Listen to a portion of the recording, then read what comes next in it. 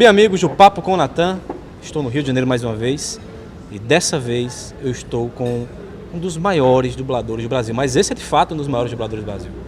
Você com certeza conhece essa voz marcou a tua infância, a minha infância, cara, a infância de muita gente, esse cara é muito foda. Confere aí. Natan Lisboa.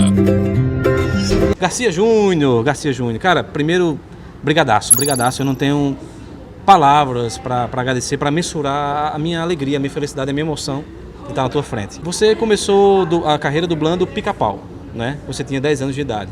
Então eu te pergunto, quando você começou a dublar o Pica-Pau, primeiro, você teve dificuldade em fazer isso? E segundo, Pica-Pau já era o Pica-Pau que a gente conhece? Tudo bom, Natan? Prazer meu estar aqui contigo, obrigado pelo convite. Acho que sim, sempre tive dificuldade, tenho até hoje.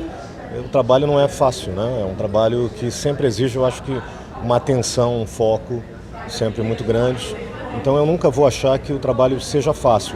Eu acho que ele é um trabalho que tem um desafio muito grande, né? E uma responsabilidade muito grande, exatamente porque mexe com o público no Brasil inteiro, né?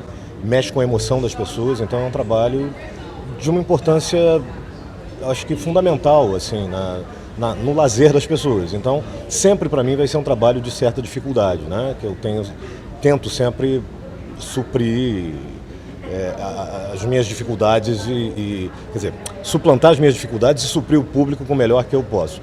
Mas para mim foi um desafio maior, claro, porque eu nunca tinha feito aquele trabalho e já começar com um personagem principal como era o Pica-Pau foi uma coisa complicada. Eu acho que ele tinha uma certa visibilidade já, sim, claro, porque era um personagem desde a década de 30 ou 40, se não me engano, acho que 40, né, que o Walter Lantz criou o personagem e tal, e foi dublado brilhantemente pelo Oney Casarré antes, então ele já tinha uma dimensão muito grande. Era uma responsabilidade, mas eu como criança também não entendia muito isso, graças a Deus. Né? Em 99, houve uma nova leva dos desenhos do Pica-Pau, e eu conversando com o Marco Antônio Costa, né, que fez o Pica-Pau, ele falou que você também foi procurado para tentar fazer. E você recusou porque a tua voz não chegava lá. E aí eu te pergunto, nem fazendo falsete você conseguiria chegar próximo daquela voz que você fazia? Ou próximo do Oney Casarré, que na segunda vez que ele dublou já tinha uma voz um pouco mais grave, mais rouquinha? Não, o Oney já criou a personagem adulto, né? Então a voz dele, onde ele chegava com a voz para chegar naquele timbre, era uma coisa natural. Em 99 eu não me recusei, eu simplesmente, você tem que saber a sua limitação. Eu era uma criança que cresci e fiquei com uma voz adulta grave. Então jamais eu chegaria novamente num tom infantil, que é uma coisa que, por exemplo, o Michael Jackson lutou a carreira inteira, né? Porque ele começou criança e ele fez de tudo para manter a voz naquele falsete, naquele timbre que ele tinha quando criança, que era um timbre muito especial. Ele procurou fazer isso a vida inteira e ele lutou para isso, né? E, claro que ele também não conseguiu manter o mesmo timbre, mas ele aumentou um pouquinho, ou deixou a voz um pouco mais grave só do que era quando criança, porque ele se preocupava com isso. Eu não tive essa preocupação. Eu cresci, peguei papéis adultos tal, e modifiquei minha voz para uma voz adulta natural. Então, quando eu estava adulto, eu tinha consciência de que nunca eu atingiria novamente aquele tom. Então ficaria uma coisa caricata e fora daquilo que eu tinha criado para aquele personagem. Então eu achei que, claro, não tinha a menor possibilidade de fazer e foi por isso que eu não fiz, entendeu? Para o oeste, jovem, para o oeste. Aposto que o cara que disse isso não conhece o oeste de Hoboken. Puxa, mas que fome. Na verdade, estou faminto. Me desculpe. Apresento meu chefe, Walter Lantz. Apertem os cintos e lá vamos nós. Lord Crinkle em pessoa. Lord Crinkle dos Crinkles de Oxford. Quando você dublou o He-Man, você tinha acho que aproximadamente 17 anos, né? E tua voz já era muito grave, já tem um vozeirão. E o He-Man tem uma curiosidade que ele foi feito por conta do Conan, né? Que era para vender os bonequinhos. Os bonequinhos estavam encalhados e aí fizeram o desenho para vender os bonequinhos do Conan, travestido de He-Man. Você esperava que o He-Man virasse esse sucesso que foi também ou era só mais um desenho, era só mais um trabalho? Não, a gente não espera nunca que alguma coisa que a gente faça seja sucesso, né? Eu acho que você faz tentando fazer o melhor ali do seu trabalho. Agora, o sucesso também e o fracasso de alguma coisa é tão independente da vontade, né, individual ou mesmo de um grupo, né? Eu acho, eu não sei quem, um diretor americano que disse isso, falou assim, se existisse uma fórmula, por exemplo, para roteiro de sucesso, não haveria fracasso em Hollywood. Ninguém ia pegar e fazer um filme que seria um fracasso no futuro. Se os caras soubessem, olha, 2 mais 2, mais 6, mais 9, mais... bota tantas falas aqui, tantas piadinhas aqui, tantas frases de efeito ali, tantas cenas de ação aqui, tudo seria um sucesso. Então, o sucesso e o fracasso é uma coisa que a gente não domina, que a gente não... E principalmente na dublagem, né? Porque quando você ainda é o detentor da criação de todo um material, agora você está ali contribuindo para um material já criado. Você vê e fala assim, às vezes você gosta muito e não dá em nada, às vezes você acha que não dá em nada e vai dar um grande sucesso. Então, evidentemente, assim, respondendo a tua pergunta diretamente, não, a gente não tinha a menor ideia de que o He-Man seria o sucesso que foi. E o He-Man, ele tinha uma equipe, um elenco fora do comum da dublagem, né? E eu conversando com o Márcio Simões em vídeo, ele fala que você deu vida ao He-Man, que o He-Man no original é muito chato, segundo o Márcio Simões. Por exemplo, quem lembra do He-Man, quem assistiu o He-Man no original, a voz não tinha a menor graça. E o Garcia Júnior deu vida pro personagem. Eu discordo, eu acho uma bosta. O He-Man no original eu acho uma porcaria. E realmente você deu vida. E o elenco do He-Man era uma coisa absurda. Quem escalou o He-Man, não sei se você lembra, e contracenar com esse pessoal? Como era? Era bacana, era ruim, era problemático? Como é que era contracenar com essa galera que, como você, é uma galera de peso também? A primeira bondade do Márcio, né? Do Márcio Simões, porque não mereço tanto. Eu fiz o que eu podia fazer ali na época, mas fico muito envaidecido e agradeço muito. O Márcio é um amigo querido, uma pessoa maravilhosa. O Márcio Simões é um cara que mora no meu coração em todos os sentidos, um grande profissional. Então, dispensa qualquer outro tipo de comentário, né? O trabalho dele está aí para todo mundo falar. Então, isso é uma coisa. Agora, trabalhar com aquele pessoal, respondendo a tua outra pergunta, quem se encarregou da escalação do elenco foi a diretora Angela Bonatti, que foi a pessoa responsável por toda a série, que era uma diretora muito cuidadosa, sempre foi muito cuidadosa, sempre foi muito atenciosa com o trabalho, sempre primou por tentar trazer e tirar dos atores a melhor qualidade. E aí o elenco, né, Marcos Miranda, Vera Miranda, Mário Jorge, que é meu compadre, então assim, a gente se divertia muito como se diverte até hoje. A Mauri Costa. Sim, tem ponta, mas teu pai. Ah, sim, não, tudo bem. Ah, sim, meu pai como Homem-Fera. Enfim.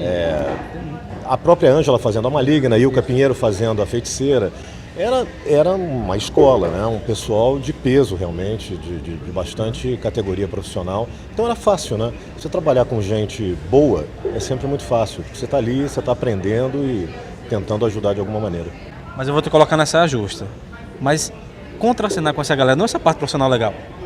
Tem alguns caras chatinhos também, sabe? Assim, não tava num dia legal, sabe? Tava meio empurriado assim para fazer a dublagem. Ou não, era sempre um clima legal. Não, rapaz, acontece em toda a profissão, né? Às vezes eu também tô chateado, tô de saco cheio, tô chato. Agora, isso é uma percepção do outro, né? Falar da percepção do outro é muito complicado, é muito delicado você analisar. Ah, porque o cara tá chato, de repente quem tá chato é você, né? De repente você não tá num bom dia, você... Agora, óbvio, em qualquer profissão você tem, às vezes, desavenças e momentos que você fica chateado por isso ou por aquilo, que é normal, mas é uma coisa que passa também.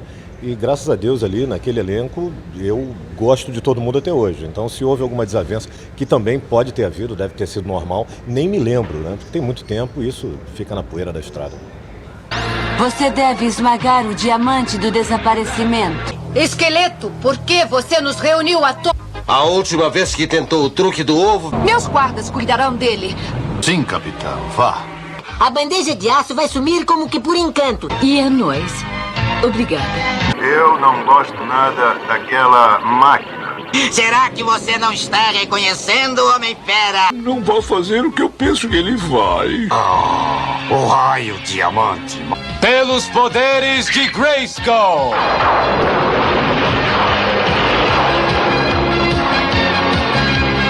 Eu tenho a força. Pois é, você é a voz do Arnold Schwarzenegger no Brasil, né, o mais notado. MacGyver, o próprio He-Man, Pica-Pau, você também fez uma parte. Durma, filhinho do coração.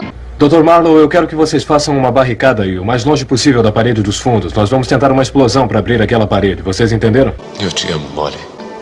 Eu sempre te amei. É espantoso, Molly.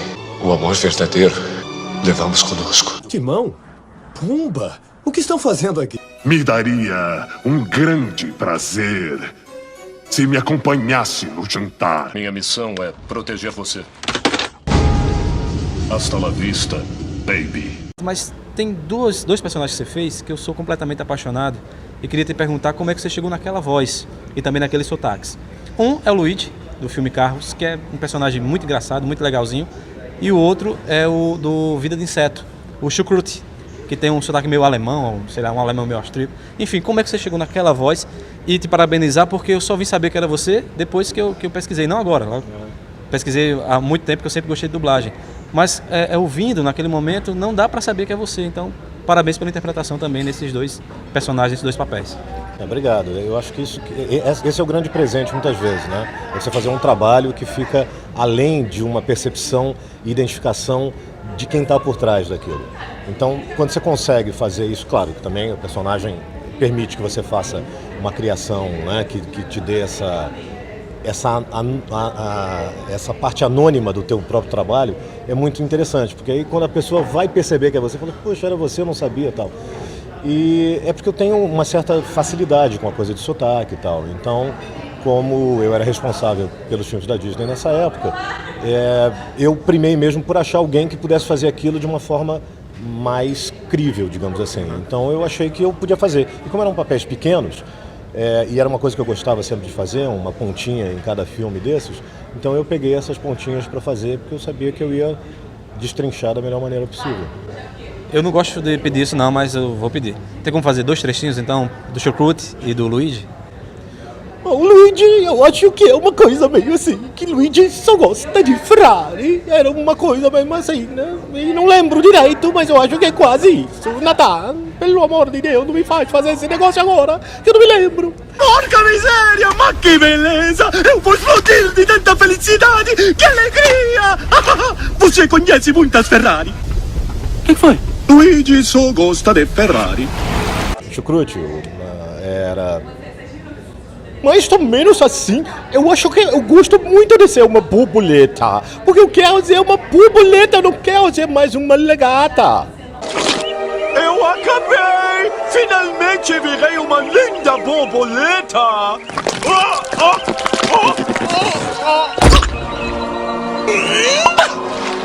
Minhas asas! São lindas! O ator Robin Williams, aqui no Brasil, pelo menos depois de alguns anos pra cá, ele é mais conhecido com a voz de Márcio Simões. Mas tem um papel de destaque que eu queria falar aqui, que eu achei genial, que é o Bom Dia Vietnã que você fez, que aquilo eu achei incrível. Esse papel específico, foi você que pediu, foi teste, como é que funcionou isso? E você também trabalhou no rádio, você também foi radialista, porque para ter aquela percepção toda que o personagem tinha, só sendo radialista, né? Não sei. Eu pedi mesmo, aquilo ali foi um pedido específico, especial, exatamente pela questão de ser radialista, né? Eu trabalhei em rádio em Portugal, eu fui levado para lá pelo meu querido amigo Carlos Alberto, eu fui fazer rádio em Lisboa, fazer a Rádio Cidade lá, e quando eu voltei para o Brasil, eu tinha visto o filme em Portugal e o filme estava para ser dublado. E aí eu fui descaradamente pedir para dublar mesmo, exatamente pela identificação daquele momento. Aliás, você me permite, Nathan, fazer aqui um outro apanhado, porque eu leio muito poucos comentários feitos a respeito de entrevistas que eu dou, porque eu basicamente também não assisto, né? Eu não gosto muito, eu não gosto de me criticar, eu acho que eu gosto de falar o que me vem à cabeça, depois você fica se criticando muito, acontece uma coisa meio esquisita, né? Porque aí você fica se tolhendo numa coisa que é a tua personalidade. Mas eu tô querendo falar isso porque eu lembrei do Carlos Alberto agora. Eu li uma coisa que alguém disse assim, eu não sei não, esse Garcia Júnior, porque ele deu o Homer Simpson lá pro Carlos Alberto. Não, eu queria deixar claro o seguinte, o Carlos Alberto dubla há muitos anos. A primeira vez que ele foi para dublagem, sim, fui eu que o levei para dublagem, assim como a primeira vez que eu fiz rádio, foi ele que me levou pro rádio. Só que quando ele foi fazer o Homer, primeiro, eu não estava mais na dublagem. Segundo, era um filme da Fox, que nada tinha a ver com a empresa para a qual eu trabalhava. Então, assim, eu não tive responsabilidade alguma. O Carlos Alberto é um grande fã do Homer Simpson. Eu conversei com ele. Né? Um cara que é apaixonado por aquilo que faz, é apaixonado pelo Homer Simpson. E quando teve a possibilidade de ter uma substituição, que isso também é natural no trabalho, ele substituiu exatamente por isso. Ele foi fazer o teste e ganhou o teste pela própria paixão que ele tem pelo personagem. Eu não tenho nada a ver com isso. Então, só deixar isso claro aqui. Agora, não deixo de ser amigo dele, não gosto de gostar dele, óbvio. E claro que ele me levou para o rádio, assim como eu o levei para a dublagem, mas isso lá nos idos de 1986. Então, nada a ver com absolutamente nada do que acontece hoje. Quer dizer, ele já tem uma carreira muito longa, independente de qualquer coisa que eu faça ou deixe de fazer. Então, voltando agora para o Robin Williams. Então, você pediu o papel, enfim. E quem te deu o papel, então? Não, então o papel me foi dado pelo diretor do filme e pelo próprio Herbert Richards, né? Porque assim, eu pedi, claro, com a aquiescência de quem ia dirigir, que era o Zé Santana. Falei, olha, se vocês não se incomodarem, eu gostaria de fazer esse filme. O Márcio ainda não tinha dublado o Robin Williams, que o Márcio, na época, ainda estava no início da carreira, né? Então, ele fez o Forest Whitaker no filme brilhantemente. Mas eu digo assim, início da carreira, eu não sei se ele tinha uns 2 ou 3 ou 5 anos, mas eu tô com 40 anos, né, de profissão. Na época eu tinha um pouco mais do que ele, Mauro, que também é um monstro nesse negócio, e também está no filme. Mas assim, então ele não tinha ainda dublado o Robin Williams. Ele começou, se não me engano, no Aladdin, que ele fez brilhantemente. Né? E eu agora também não sei se foi antes ou depois, não sei se eu estou cometendo uma besteira, tô falando uma besteira aqui, mas eu acho que foi depois o Aladdin. Sim, foi depois. Foi depois, não foi? Isso foi em 89, o Bom Dia Vietnã foi em 89, eu acho que o Aladdin foi posterior, depois, né? Então assim, exatamente pela personagem, ou seja, pelo cara ali, pelo locutor de rádio e tal, é que eu quis fazer o trabalho. E aí eu pedi e todo mundo, graças a Deus, concordou e aí eu fiz. Olha, que notícias vocês vão deixar pra mim? Nixon, Singapura, Lago Erie, o que é? Anda, você vai entrar em 2 segundos. Está na hora de Adrian Cronauer. Bom dia, Vietnã! Oi, soldados, não se esqueçam, hein? Segunda é o dia da malária. Isso aí, podem pegar aquele enorme comprimido laranja e se preparem para uma tremenda dor de barriga. Então, eu tenho curiosidade. Fazer rádio em Portugal, você tinha que fazer o sotaque português de Portugal? Ou como é que é fazer rádio em Portugal? Como foi essa experiência? Cara, foi maravilhosa. Não, a gente não tinha que fazer o sotaque lusitano, porque eles tinham muita influência das novelas brasileiras, né? Então, eles compreendiam não tudo também, porque muitas vezes, como a gente falava muito rápido, aquele dinamismo de rádio e tal, né? Você fala, então tá, você liga agora 107,9, cidade e tal, não sei o quê, você pode faturar uma camiseta, mas ó, não esquece não, liga agora tal, não sei o quê. Então, você dispara a falar rápido. Às vezes as pessoas ligavam para ela e falavam assim, pá, não percebo metade do que dizem, mas acho muito giro. Entendeu? Então é um povo, né, assim, muito carinhoso, cara, maravilhoso, e que me acolheu de uma forma fenomenal, assim. São nossos irmãos mesmo, quer dizer, nós devemos a eles nossa colonização, nossa cultura, né? E é um país maravilhoso, cara, um país lindo e de pessoas muito, muito agradáveis. Bom, Garcia, agora eu vou abordar um tema um pouco delicado. Eu não sei se você ouviu o famigerado dossiê Márcio Seixas. E nele, ele fala, em alguns dos áudios, ele fala que é inimigo mortal de Garcia Júnior. Então minha pergunta é, primeiro, você viu esse dossiê ou não viu? Enfim, e por que, se você tem vontade para falar, é claro, por que Márcio Seixas alimenta esse rancor relacionado a seu nome? Olha, eu não vi o dossiê, tá? Não tive interesse de ver, porque meu tempo é curto para esse tipo de coisa. Evidentemente eu sei o que ele falou a meu respeito. Na verdade, ele não disse que ele é meu inimigo mortal. Ele disse que eu sou o inimigo dele. E não foi mortal também. Ele só disse que eu era inimigo dele. Eu não tenho absolutamente nada para comentar, Natan, pelo seguinte, eu não despendo a minha energia com o que não me interessa.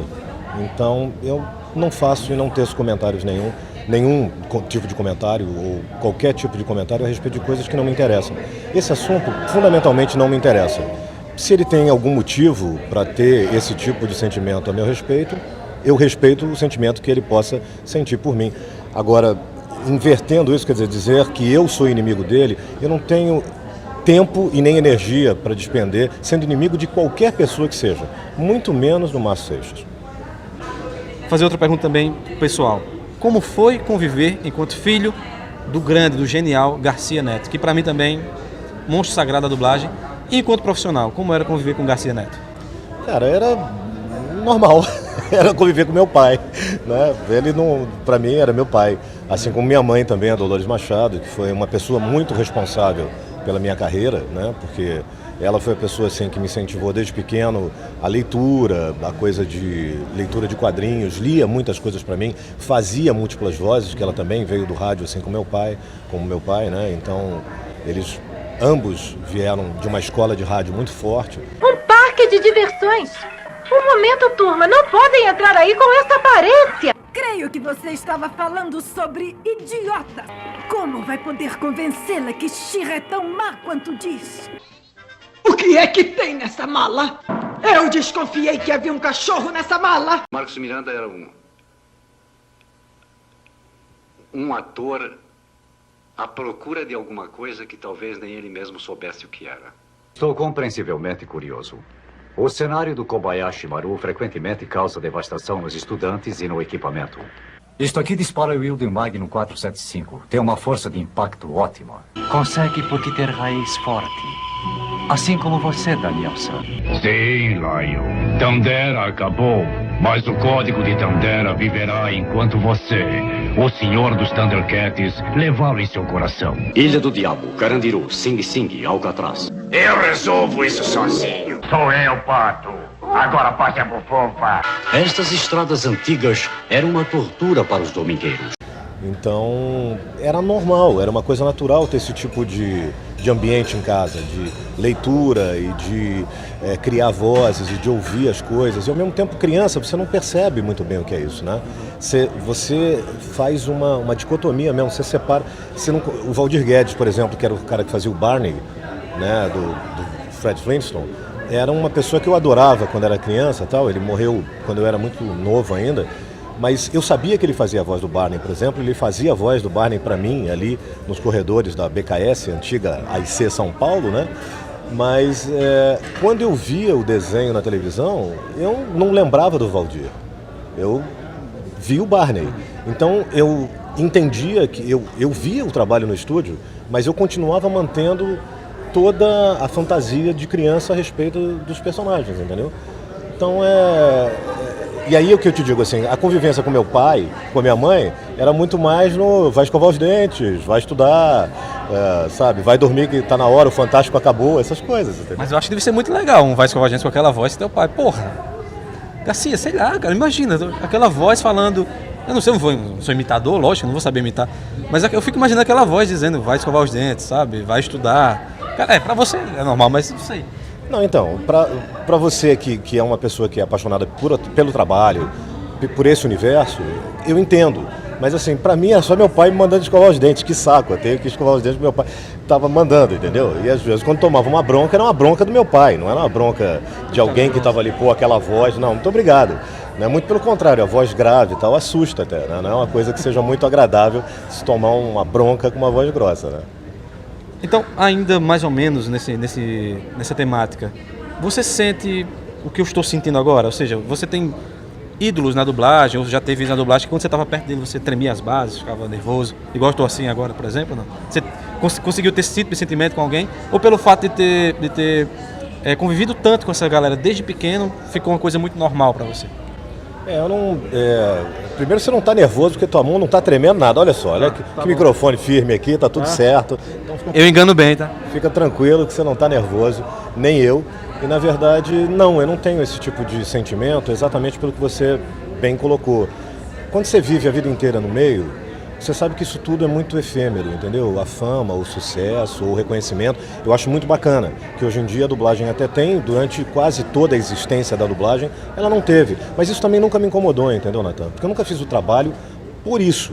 Quer dizer, eu acho muito legal ser reconhecido, veja bem, não é um desdém a respeito do reconhecimento. Mas eu sempre entendi que o trabalho especificamente da dublagem, específico da dublagem, é um trabalho anônimo. Que, claro, é cercado de carinho por pessoas que têm essa sacação, têm essa visão de entender o esforço e o trabalho artístico que estão por trás desse trabalho, que é fundamental para você ter a sua própria língua falada no seu país, mesmo que em filmes estrangeiros. Mas, de uma forma geral, é um trabalho de ator, de artista, que para mim é um trabalho como outro qualquer. entendeu? Eu tenho muito respeito pelos profissionais que trabalham na minha área, mas tenho um tremendo respeito pelo pedreiro, pelo padeiro, pelo engenheiro, pelo médico, pelo gari, entendeu? Então, assim, não tenho... Eu tenho, assim, respeito e admiração por pessoas específicas, independente também da profissão delas, independente de onde elas militem, entendeu? Na minha área eu conheço muitas e tenho respeito por muitas, porque é onde eu passo a maior parte do meu tempo. Mas é isso que eu respeito, é o homem, é o ser humano. Não propriamente se ele está fazendo sucesso ou não, cara, porque eu já vi tanta gente fazer sucesso e passar isso como uma onda, entendeu? Então isso não é nada, e mesmo porque a gente passa também.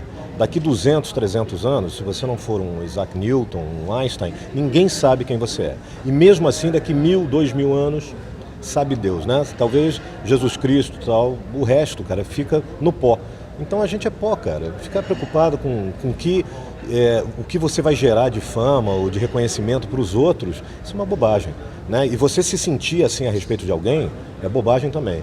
Entendeu? Todas as necessidades físicas que eu tenho como ser humano, você tem, são iguaizinhas. Eu tenho um monte de defeito, um monte de problema, um monte de coisa que eu tento lutar para melhorar. Então, assim, ninguém é melhor do que ninguém. E a única coisa, assim, você reconhece meu trabalho porque você está vendo uma coisa há muitos anos que tocou a sua alma, tocou a sua emoção. Mas eu sou uma parte desse trabalho. Eu sou uma parte muito pequena de uma grande... parte de pessoas fazendo aquilo acontecer.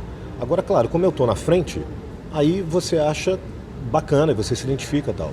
Mas tem uma área técnica muito grande, tem uma área de criação de todo o filme, de toda coisa, que também está presente. Então tudo isso faz parte do teu imaginário e contribuiu para construir toda a tua emoção nessas coisas. Eu sou só um instrumento disso também. Entendeu? Claro que eu agradeço muito o reconhecimento e entendo. É a mesma coisa numa banda que você fica ali olhando muitas vezes para o vocalista, porque ele está na frente de tudo. E aí você se identifica com aquele cara que está ali na frente, né? Então eu agradeço muito o reconhecimento, mas eu tenho que estar sempre consciente de que eu sou apenas um instrumento e uma parte pequena de um grande conglomerado de coisas que traz essa emoção para as pessoas. Eu entendo tudo que você falou, tá? Mas eu não acho bobagem, não. Eu continuo dizendo que estou emocionado. Bom... você conviveu com muitos Star Talents, né? Porque você foi durante 16 anos diretor da Disney, né? Diretor de criação, enfim.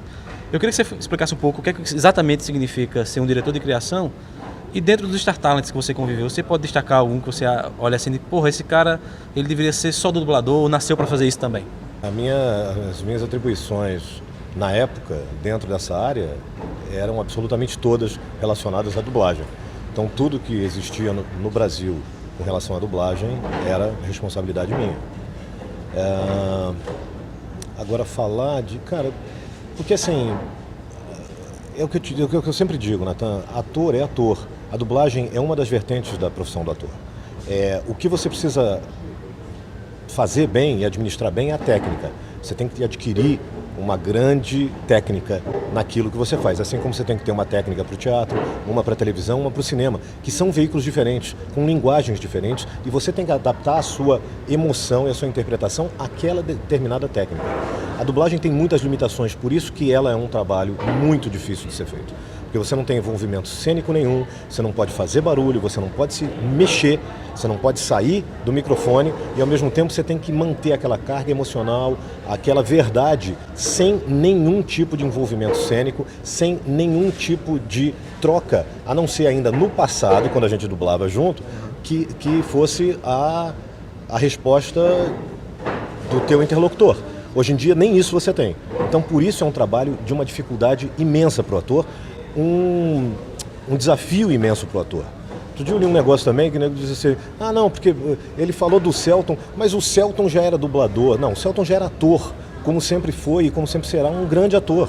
E claro, ele foi fazer dublagem e fez bem porque é um grande ator. E um cara preocupado com o seu trabalho em todas as vertentes.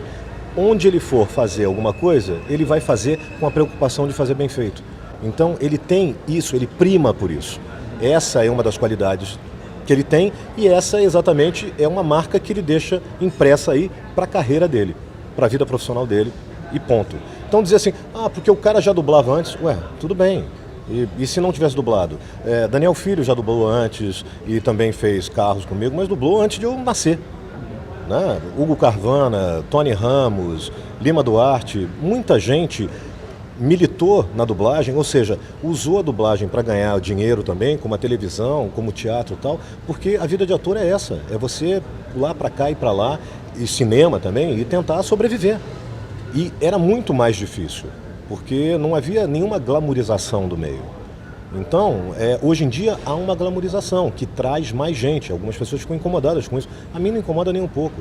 Agora, destratar ou desmerecer algum ator que está vindo de outra vertente para dublagem, eu acho uma bobagem. Nunca ninguém me perguntou quando eu fiz teatro, disse, mas você faz dublagem, né? Então, desculpa, você não pode fazer teatro aqui com a gente. Mas se o cara não for ator e for um Star Talent, isso te incomoda, não? Vamos esquecer o papel do ator. Porque está acontecendo também que alguns Star Talents que não são atores estão indo para dublagem, né? Aconteceu agora com o Game, por exemplo, com a Pete e com o Roger. Inclusive, adoro o Roger enquanto cantor, mas assim, eu não gostei da dublagem dele no Gamer.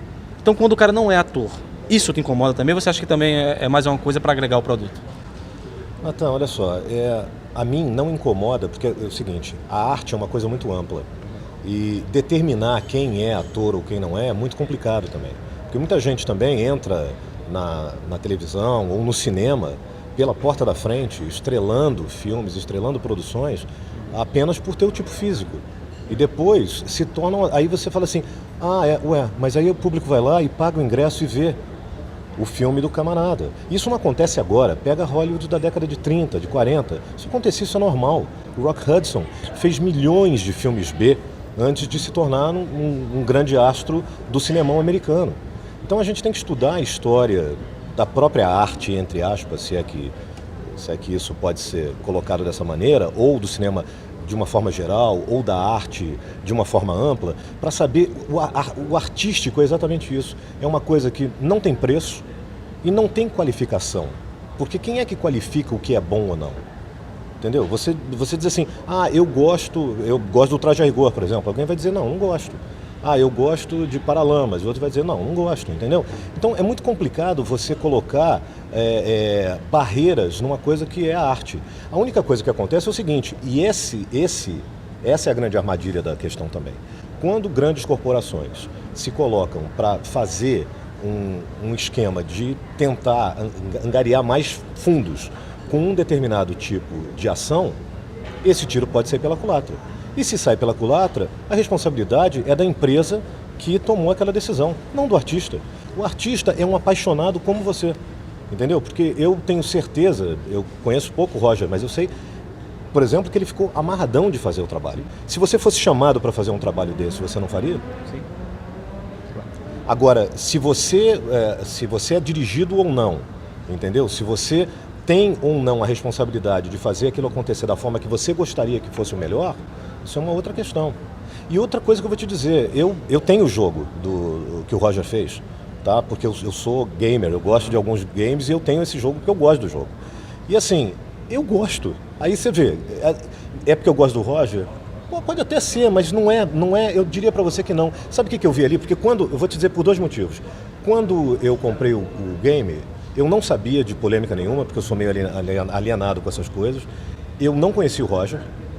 E eu gostei exatamente porque eu ouvi o Roger ali. Eu consegui identificar quem era. E não foi de prima. Eu fiquei ali, eu falei, cara, quem é esse cara? E eu senti que tinha uma coisa assim, não, esse cara é um cara que eu sei quem é, mas eu não estou conseguindo reconhecer. Então, isso tudo, quando eu soube, saquei que era ele, cara, eu vibrei. Agora, a maioria das pessoas ficou indignada. Acham, porque também tem o seguinte, tem um tom de dublagem que também ninguém reclama. Por que as pessoas não reclamam quando veem filmes dublados assim? Ora, porque ninguém reclama quando vem alguém falando assim, é?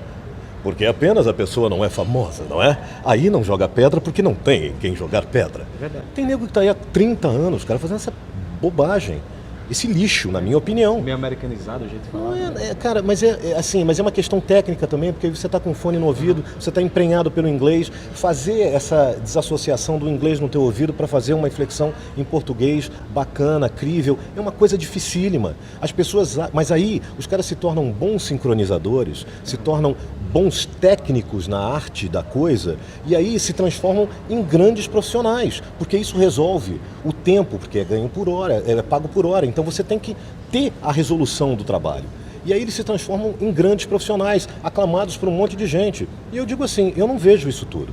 Eu não desrespeito o trabalho deles, veja bem. São profissionais de qualidade, que merecem meu respeito e tal. Mas se vamos falar de arte e de gostar ou não, tem muita coisa que eu não gosto também. Engraçado que eu não vejo ninguém reclamar disso. Nem os próprios dubladores ou atores que estão dublando reclamam disso. Não dão pedrada num colega que está ali há 20, 30 anos fazendo um trabalho mecanizado. Então, cara, você entende como isso é relativo? Eu acho que é o seguinte, é fácil sempre criticar. Criticar é uma coisa muito fácil, fazer é muito mais difícil. E só quem faz é que sabe a dificuldade de fazer. Mas parece que algumas pessoas que começaram já há algum tempo esquecem que já começaram, que eu já vi, por exemplo, do lado na bancada, fazendo muito trabalho ruim. E hoje em dia arrotam uma grandeza que não deveriam, não é por nada, não é por humildade, não, é por inteligência. É por saber que todos nós temos uma estrada que alguém pode criticar. Eu tenho certeza que tem um monte de gente que não deve gostar do meu trabalho ou de mim, e tudo bem. Porque é aí que eu te falo, não é problema meu, é problema da pessoa. Eu não estou interessado nessas pessoas, entendeu? Elas que tenham o tempo dedicado a falar o que quiserem de mim, se é que elas têm tempo para perder com isso, entendeu? O meu tempo eu dedico para cultivar os meus amigos e as pessoas queridas. Bom, então quase concluindo o nosso papo, você se afastou um pouco da dublagem e depois saiu da direção da Disney. O que você fez nesse tempo? Teatro, cinema, novela, mas especificamente o que você fez depois que saiu da dublagem? E ter saído da dublagem, foi escolha?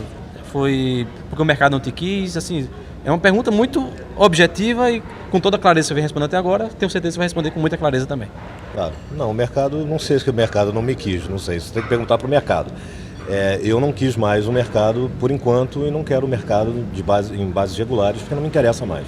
Eu estou ligado a outras coisas, a outros projetos, fiz um filme de cinema, uma produção americana, fiz algumas coisas em televisão, fiz algumas coisas em teatro, estou dedicado a escrever algumas coisas também, tenho escrito alguns roteiros, também não sei se vou levar isso à frente ou não, isso é uma coisa muito ampla ainda na minha cabeça, porque é o que eu estou te dizendo, nesse momento eu estou literalmente, verdadeiramente fazendo arte. Eu não estou preocupado com o tempo do outro, porque graças a Deus eu já tenho esse tempo para mim.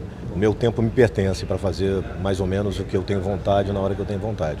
Então eu estou me dedicando a coisas pessoais, em outras áreas também, que não vem ao caso aqui comentar. E algumas vezes faço ainda algumas coisas no mercado, raramente e tal, mas quando são projetos que me interessam, basicamente, que também o projeto tem interesse de me ter nele. E não é, mas assim, não é um desprezo pelo mercado, nem muito pelo contrário, é apenas saber que eu acho que a contribuição maciça que eu podia dar, eu já dei. Agora é um tempo de reflexão e de escolha realmente, de fazer apenas o que eu escolho fazer. Mesmo porque o mercado continua numa coisa de... Outro dia, até pensando sobre isso, né, porque você fala muito da dublagem, da questão de, não, porque até a coisa da dublagem brasileira ser a melhor do mundo, ou não, eu não sei porque eu nunca vi um campeonato de dublagem. Inclusive, eu nunca participei de nenhum. Eu acho que eu poderia participar, se tivesse algum, teriam me chamado. É um pouco narcisista isso então, né, dizer que nós temos a melhor dublagem? Cara, mas assim, eu acho bacana, eu acho bonito, mas assim, você vai comparar com o quê? Você não pode comparar a maçã com uma azeitona, entendeu? A dublagem italiana é italiana. Você não pode comparar o português com o italiano. Você vai comparar o quê? O sincronismo? Que aí muitas vezes também eu ouço as pessoas dizendo assim, não, porque as pessoas estão muito preocupadas com o sincronismo. Sim, é dublagem. Se você não tiver que se preocupar com o sincronismo, você faz radioteatro. Entendeu? Se tem uma coisa, a dificuldade do trabalho é exatamente essa. É você conseguir aliar sincronismo, interpretação, no tempo do outro, sem poder se mexer, sem ter nenhum envolvimento cênico. Olha que difícil. Putz, é difícil. Então, é por isso que é dublagem. E aí, a questão do sincronismo também é muito relativa. Porque às vezes, para mim, uma coisa que ficou curta para você tá na boca, às vezes tal. Mas, por exemplo, boca de O é boca de O, boca de A é boca bilabial é bilabial. E isso é necessário se pensar na dublagem? Sim. Porque isto é parte do trabalho. Se não esquece, então faz voice-over. Ele disse nessa frase e tal, não sei o que lá, bota um locutor com uma voz aqui, que sobe e desce também, entendeu? Ou então faz um voice-over. Interpreta, mas deixa o inglês por baixo e deixa ali. Se você vai fazer dublagem, o lip-sync, o sincronismo é parte importante do trabalho, sim. E dizer que a nossa dublagem é a maior do mundo, por quê? Comparado a quê? Em padrão brasileiro, porque ninguém faz dublagem para o Brasil melhor do que o brasileiro. Agora, no resto do mundo existem dublagens fantásticas também. E mercados que existem há 50 anos, existem até há mais tempo do que no Brasil, que devem ser respeitados também, entendeu? Então a gente só tem que entender que não dá para comparar uma coisa com a outra, porque é uma realidade fora da tua realidade. E se houver um campeonato, e se houve, me avisem, por favor, porque eu até hoje não soube. Se a gente é campeão em dublagem no mundo, eu até hoje não sabia disso, porque é complicado, né? Então não é assim, não é, entendeu? Não é pra gente se menosprezar, mas também é pra não dizer uma coisa que não existe, cara. Dublagem é dublagem, é uma parte da arte que é muito sacrificada, muito difícil, muito complexa, que merece todo o respeito, mas que tem a sua importância no Brasil e em português. E que a gente tem que ter sempre a vontade de fazer melhor, melhorando o sincronismo, as labiais, as adaptações, o texto e a interpretação. Bom, que aula, né? Mais uma aula que eu tive com o grande Garcia Júnior. Eu queria fazer alguns agradecimentos para encerrar esse vídeo. Primeiro ao Dui Café, que fica aqui na Barra da Tijuca, no Rio de Janeiro. Ao Bar Gentileza, que também fica aqui na Barra da Tijuca, no Rio de Janeiro. E ao site www.canicos.com.br, o link aparece aí embaixo. Garcia, eu queria abusar, para encerrar o vídeo, que você pedisse para o pessoal compartilhar, curtir, comentar esse vídeo, mas daquela forma que o He-Man fazia todo final de episódio. Será que você consegue fazer isso? No episódio de hoje, você viu a importância de ter o Nathan Lisboa ao meu lado. Portanto, você que está aí no YouTube, não esqueça de dar o seu like e compartilhar esse vídeo. Até a próxima. Com essa, eu termino e até a próxima. Obrigado a vocês e até o próximo vídeo. Garcia, obrigado.